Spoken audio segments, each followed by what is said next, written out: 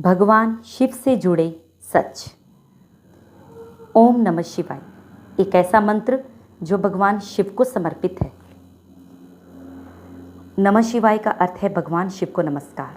आज उसी प्रभु को नमस्कार करते हुए मैं आशिमा महाजन हिंदी लर्निंग चैनल पर वीडियो लेकर आई हूँ आपके लिए, जिसमें भगवान शिव से जुड़े कुछ तथ्य आज मैं आपको बताने जा रही हूँ। मेरी इस वीडियो को लाइक ज़रूर कीजिएगा, अपने दोस्तों के साथ शेयर कीजिएगा और सब्सक्राइब करना मेरा चैनल बिल्कुल मत भूलिएगा। जल्दी ही वीडियो शुरू करती हूँ। भगवान शिव ने जहाँ पार्वती को अमृत ज्ञान दिया था, वह गुफा सब जानते हैं अमरनाथ गुफा के नाम से प्रसिद्ध है। त्रिदेवों के देव महादेव जिनका कैलाश में वास है, उन्होंने इस पवित्र गुफा में भगवान शंकर जिन्होंने भगवती पार्वती को मोक्ष का मार्ग दिखाया था, जिस तत्व ज्ञान को अमर कथा के नाम से जाना जाता है। जिस तरह कृष्ण और अर्जुन के बीच संवाद हुआ था, उसी तरह भगवती पार्वती और भगवान शंकर के बीच हुए संवाद को आज मैं कुछ सच के जरिए आपको बताने जा रही हूं। ओम नमः शिवाय। एक बार पार्वती जी ने शंकर जी से पूछा, प्रभु आपके गले में नरमुंड माला क्यों है? भगवान शंकर ने बताया, पार्वती जितनी बार तुम्हारा जन्म हुआ उतने ही मुंड मैंने धारण किए हैं। पार्वती बोली, प्रभु मेरा शरीर नाशवान है पर आप अमर हैं, इसका कारण बताएं ताकि मैं भी अमर हो जाऊं। भगवान शंकर बोले, ये सब अमर कथा के कारण है। बहुत वर्षों तक भगवान शंकर ने इस बात को टालने का प्रयास किया था, लेकिन जब पार्वती जी जिद करने लगी तो भगवान शंकर ने सोचा कि अब कथा सुना देनी चाहिए। और जहां भगवान शिव ने पार्वती को अमर होने के गुप्त रहस्य बतलाए, उस दौरान उन दो ज्योतियों के अलावा तीसरा वहां कोई प्राणी नहीं था। ना वहां पर था महादेव का नंदी, ना ही उनका नाग, ना ही सिर पे गंगा, ना ही गणपति और ना ही कार्तिकेय। अब सवाल यह था कि अमर कथा कोई अन्य जीव ना सुने, इसलिए भगवान शंकर 5 तत्वों पृथ्वी, जल, वायु, आकाश और अग्नि का परित्याग करके अमरनाथ गुफा में अमर कथा सुनाने को तैयार हो गए।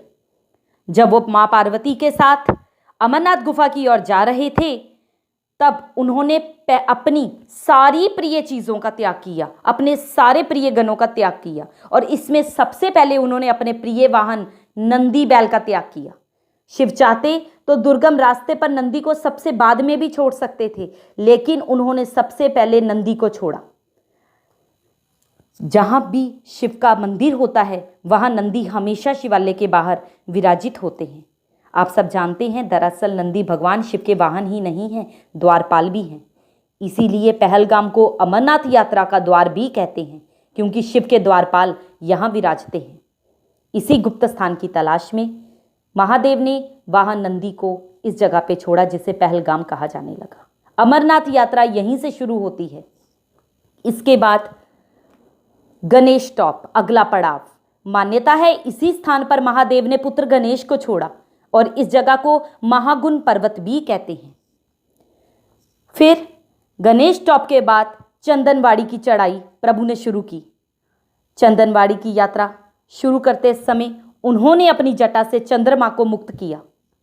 इसके बाद प्रभु पिस्सू टॉप पहुंचे, और पिस्सू टॉप का रास्ता माना जाता है बहुत मुश्किल है, और ये वो जगह है जहां पर देवताओं और राक्षसों का युद्ध हुआ था। देवता इसमें जीत गए थे। उन्होंने राक्षसों को पीस पीस कर उनका ढेर लगा दिया था। उस ढेर को ही पिस्सू टॉप कहते हैं, और पिस पिस कर लगे ढेर को पिस्सू नाम दे दिया गया। इसके बाद प्रभु ने शेषनाग झील की तरफ चढ़ाई शुरू की थी। शेषनाग झील का भी अमरनाथ यात्रा में बड़ा महत्व है।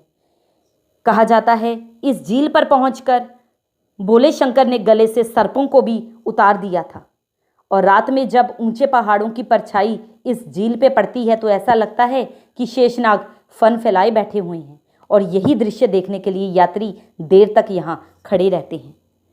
फिर प्रभु पंचतरनी पहुँचे। यहाँ पर पहुंचकर शिवजी ने अपने 5 तत्वों का परित्याग किया।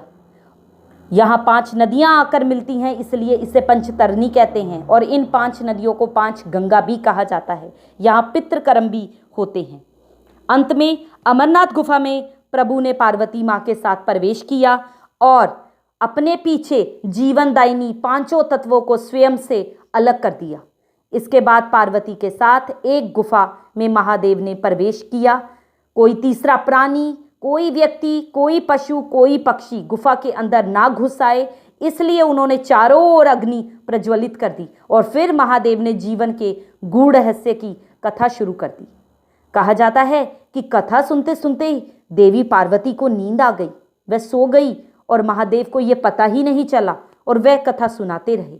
और ये कथा इस समय दो सफेद कबूतर सुन रहे थे, बीच बीच में गूं गूं की आवाज निकाल रहे थे। महादेव को लगा कि पार्वती मुझे सुन रही है और बीच बीच में हुंकार भर रही है, पर ऐसा नहीं था। बोले तो अपनी कथा सुनाने में मग्न थे, तो सुनाने के अलावा उनका ध्यान कबूतरों पर नहीं गया। दोनों कबूतर सुनते रहे। जब कथा समाप्त होने पर महादेव का ध्यान पार्वती पर गया तो उन्हें पता चला कि वे तो सो रही हैं, तो कथा सुन कौन रहा था। उनकी दृष्टि तब दो कबूतरों पर पड़ी तो महादेव को क्रोध आ गया। वहीं कबूतर का जोड़ा उनकी शरण में आ गया और बोला, भगवान, हमने आपसे अमर कथा सुनी है, अगर आप हमें मार देंगी तो ये कथा असत्य हो जाएगी, हमें पथ प्रदान करें। इस पर महादेव ने उन्हें वरदान दिया कि तुम सदैव इस स्थान पर शिव व पार्वती के प्रतीक चिन्ह बनकर निवास करोगे।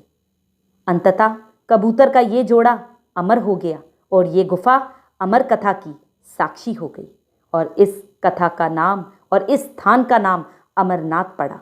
और आज मान्यता है इन दो कबूतरों के दर्शन भक्तों को अगर हो गए तो समझो पार्वती और शिव जी के दर्शन उन्होंने कर लिए। इस पवित्र गुफा में एक और माँ पार्वती और श्री गणेश के भी अलग से बर्फ से निर्मित प्रतिरूपों के दर्शन किए जा सकते हैं और यहाँ मौजूद शिवलिंग किसी आश्चर्य से कम नहीं है। ओम नमः शिवाय। हर हर महादेव।